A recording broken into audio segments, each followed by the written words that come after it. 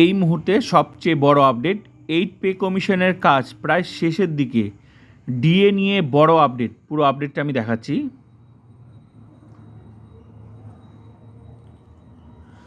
অষ্টম বেতন কমিশনের কাছে বিভিন্ন কর্মচারী সংগঠন, সরকারি আধিকারিক এবং পেনশনভোগীদের তরফে স্মারকলিপি ও প্রস্তাব জমা দেওয়ার শেষ তারিখ ছিল 15 জুন 2026।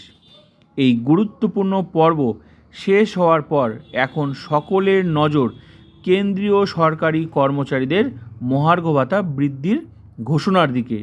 মনে করা হচ্ছে আগামী সেপ্টেম্বর মাসে ডিএ বৃদ্ধির ঘোষণা করা হতে পারে। অষ্টম বেতন কমিশন তাদের সরকারি ওয়েবসাইটের মাধ্যমে সরকারি কর্মচারী ও পেনশনভোগীদের কাছ থেকে বেতন, ভাতা এবং পেনশন কাঠামো নিয়ে মতামত ও প্রস্তাব চেয়েছিল। অল ইন্ডিয়া এনপিএস এমপ্লয়িজ ফেডারেশনের সভাপতি মনোজিৎ সিং প্যাটেলের মতে, কমিশন সংশ্লিষ্ট পক্ষগুলির সঙ্গে পরামর্শের একটি বড় ধাপ সম্পন্ন করেছে।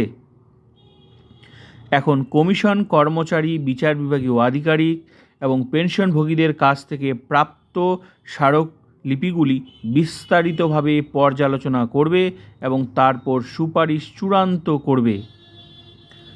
কমিশনের হাতে আর 10 মাস সময় অষ্টম বেতন কমিশনের কাছে চূড়ান্ত রিপোর্ট প্রস্তুত করার জন্য এখন আর মাত্র 10 মাস সময় বাকি রয়েছে।